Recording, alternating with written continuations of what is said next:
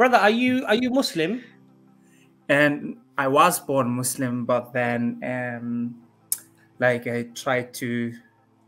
wasn't interested actually in learning about Islam, you know. And now when I again start looking in Islam, so I think it makes sense and it's logic. But I still have some question that I would like to be answered, you know. And last week I asked one, but we didn't have the time to discuss it. To be great if I can ask. I have actually two questions. So okay, why don't you ask your first one and let's see if we can get through them. Okay, the first one was like last week. So I said like since we know like God does not benefit from our worshiping and do good works or bad works, from our perspective, there's no point that God created us. And like it would be more merciful if God did not create it as, because without creation, nobody's going to be put in hellfire, you know. I will understand this if God benefit from our being, you know. Okay, Brother Ayoob, can I just ask you a quick question before Brother Ijaz comes in there? Who is the best judge of what is good and not good, you or Allah subhanahu wa ta'ala? If God exists, of course, Allah. Right. So that means that if God exists and He has created the world as we see it, the universe as we see it, we can establish that there must be some wisdom behind that. Yes? Yes, of course. So that in itself cannot now be the criteria to judge whether God exists or doesn't exist. Do you agree? Yes, but that would be like God is not merciful, or not the but Ayoob, I asked you the question because you said it would make more sense. Yes, it would be better to do such thing, right?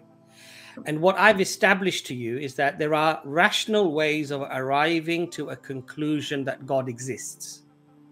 Yeah, I agree, but there are rational processes that you can utilize that would ensure that you would confirm that this book, the Quran, is indeed from the Creator. You can actually use reason, logic, and investigation to come to that conclusion, right? Yeah, I agree, but okay, now hold on a second.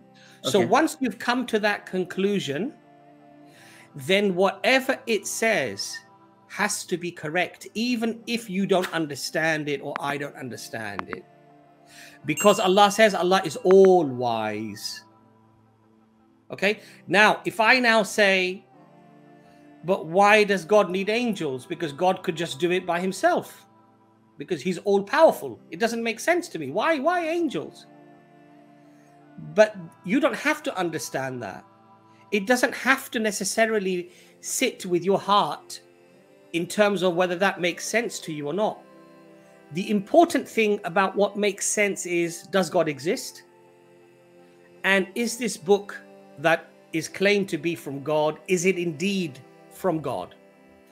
And it claims to be preserved. Is it preserved?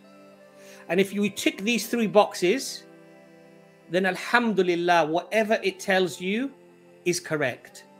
Now, if I don't understand something, if I can't fully comprehend something, or if something doesn't quite make sense to me because I think I, with my limited intelligence, could have done things better, then I need to think about that if those things were already verified and that this was indeed from Allah, from God, then clearly I must be in error of judging whatever I'm judging.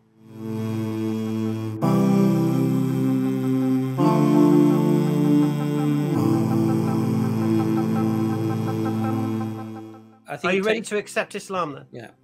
And come back to the brotherhood, sisterhood, family? Yeah, I think so. So let's do it then. Bismillah. Yeah, let's do your Shahada.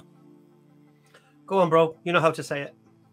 Ashhadu anna la ilaha illallah wa ashhadu anna Muhammadan Rasulullah. MashaAllah. Welcome back to Islam. Welcome back, bro. Thank you.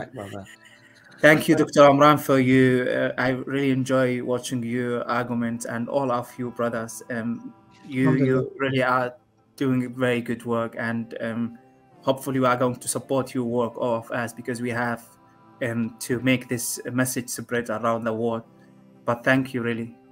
But brother, keep in touch with us. You have our email address. If you have questions or thoughts that come up, there's lots. Just email us.